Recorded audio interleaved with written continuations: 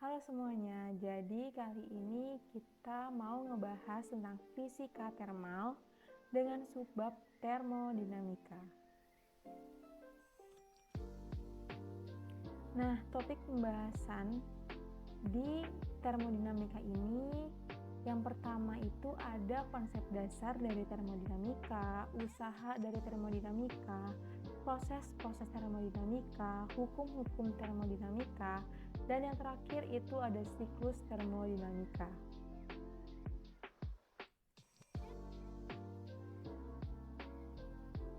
Sebelum masuk ke topik pembahasan, sebenarnya apa sih itu termodinamika?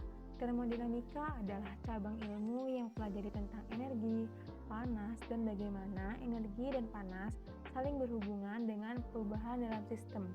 Termodinamika membantu kita memahami bagaimana sih energi dapat berpindah dari satu tempat ke tempat yang lain, serta bagaimana kita dapat mengubah energi dalam bentuk panas menjadi energi yang berguna seperti listrik atau gerakan.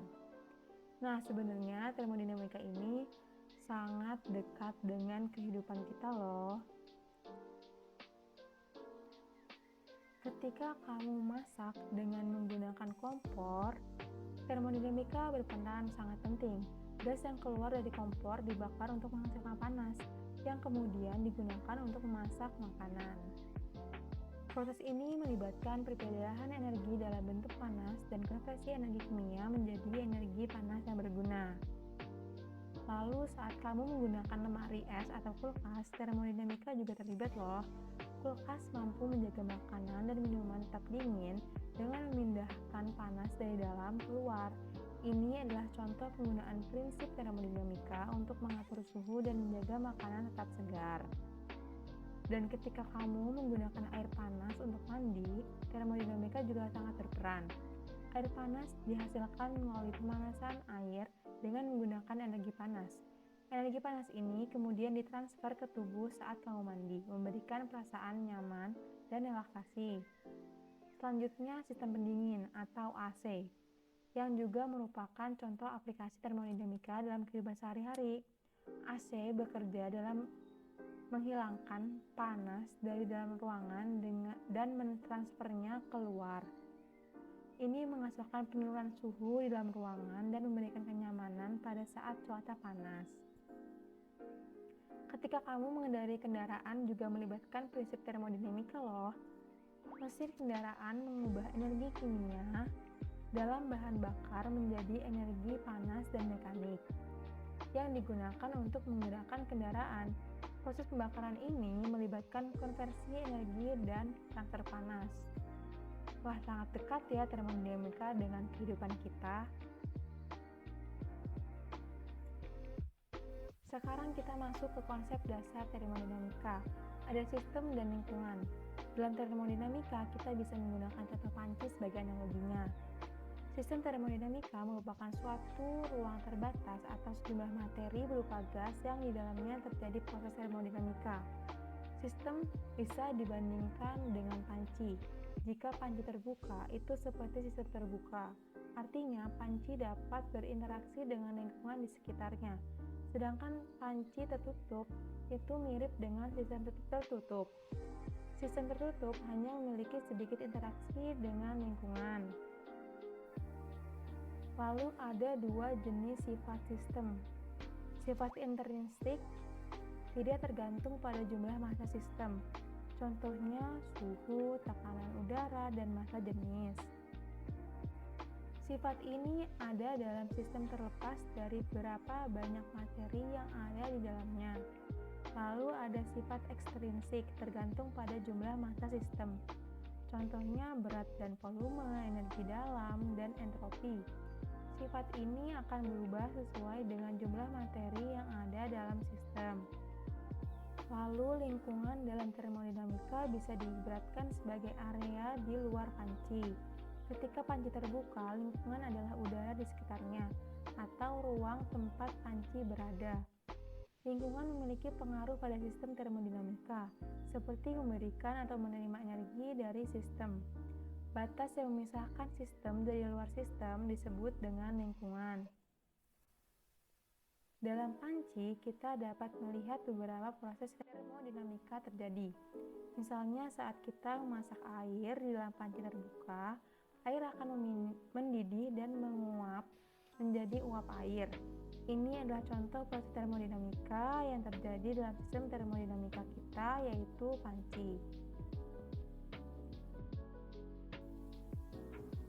Sekarang masuk ke usaha dan beberapa istilah dalam termodinamika. Perubahan energi selalu melibatkan proses usaha di dalamnya.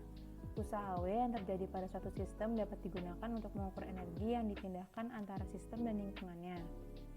Termodinamika mempelajari usaha yang dilakukan oleh sistem atau pada sistem melalui pertukaran kalor. Kalor terjadi ketika energi dipindahkan akibat perbedaan suhu T atau perubahan wujud zat.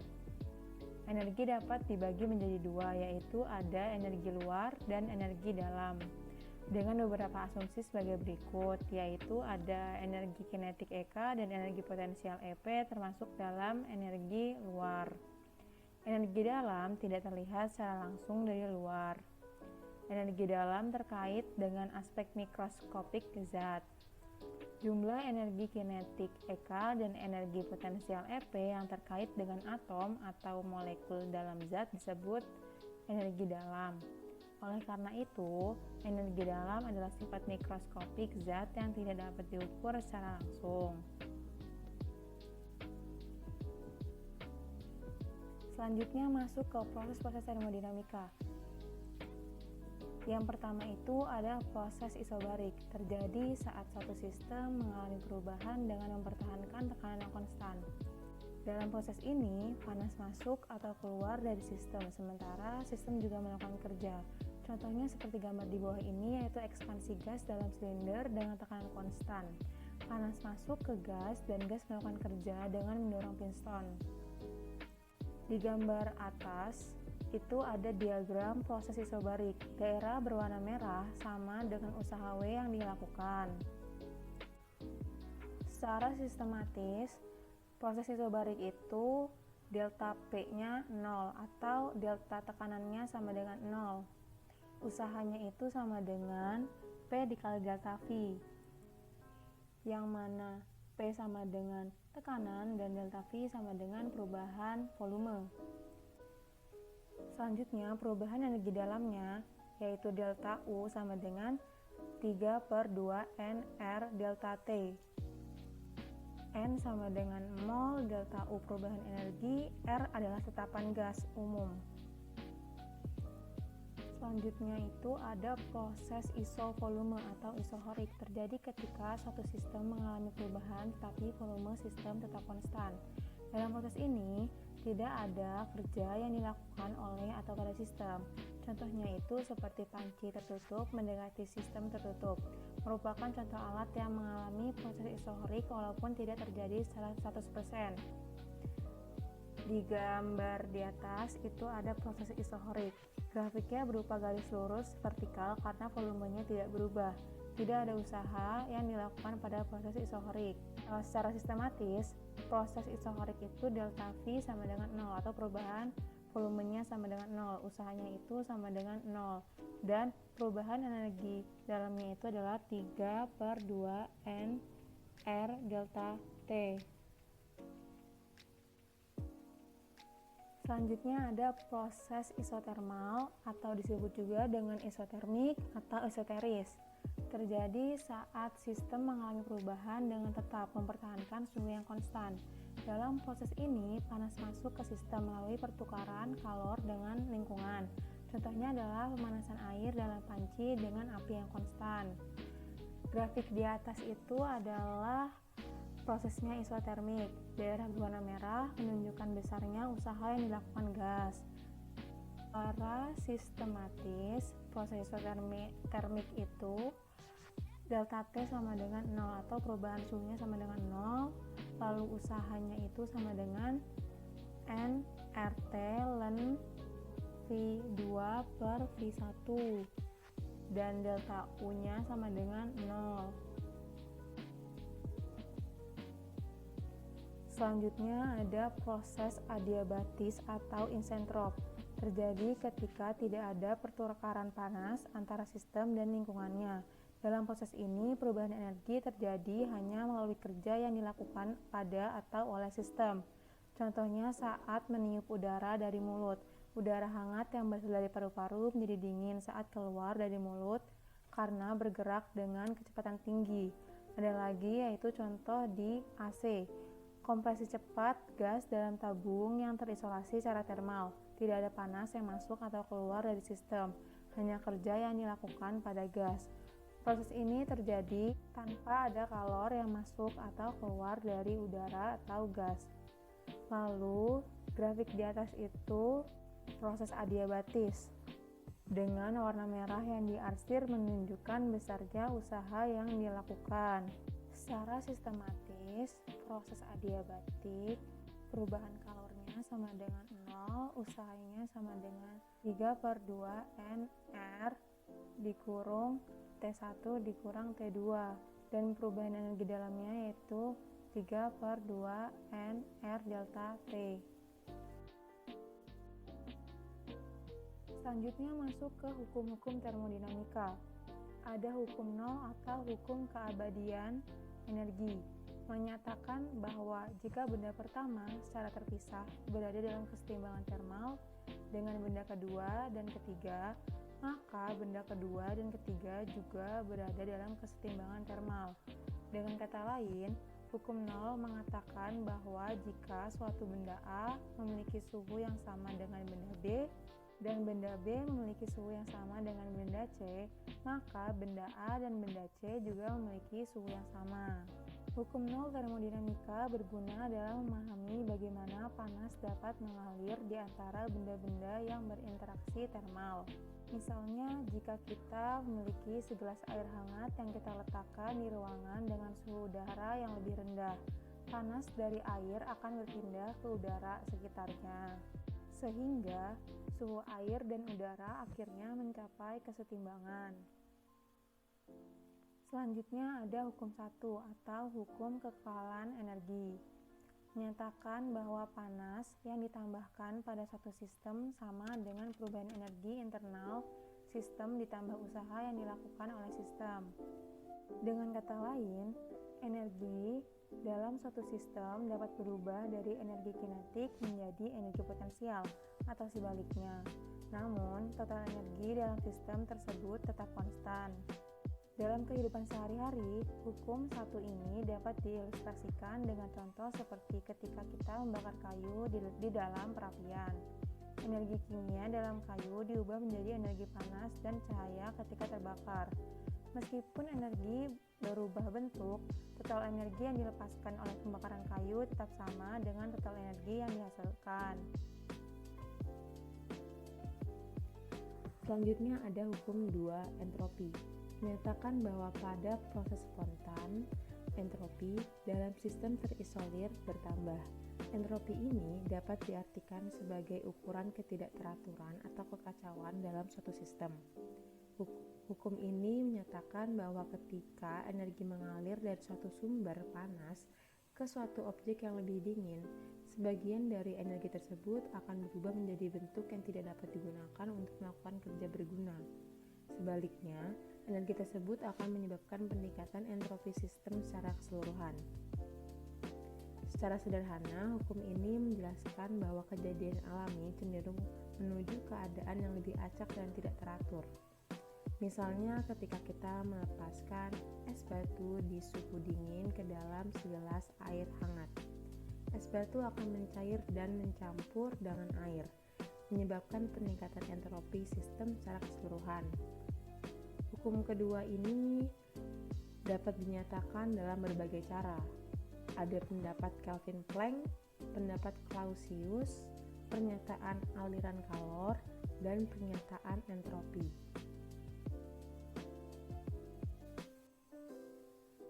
Selanjutnya di hukum-hukum termodinamika itu ada hukum ketiga atau hukum nol mutlak. Suhu absolut nol merupakan suhu terendah yang bisa dicapai di alam semesta dan menandakan titik di mana semua gerakan partikel dihentikan. Hukum ini menyatakan bahwa tidak mungkin menghilangkan seluruh energi dari satu sistem sehingga mencapai suhu absolut nol adalah hal yang tidak mungkin dilakukan.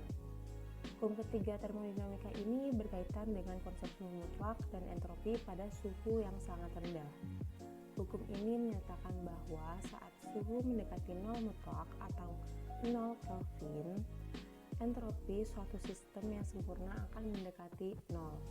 Dalam prakteknya, mencapai suhu mutlak yang sesungguhnya itu adalah tidak mungkin. Namun, hukum ketiga termodinamika ini memberikan dasar teoritis dalam memahami perilaku materi pada suhu rendah. Selanjutnya kita masuk ke siklusnya termodinamika. Yang pertama itu ada siklus Carnot, yang menyatakan bahwa tidak ada mesin yang bekerja di antara dua tandon panas yang tersedia yang dapat lebih efisien daripada mesin reversibel yang bekerja di antara kedua tandon tersebut.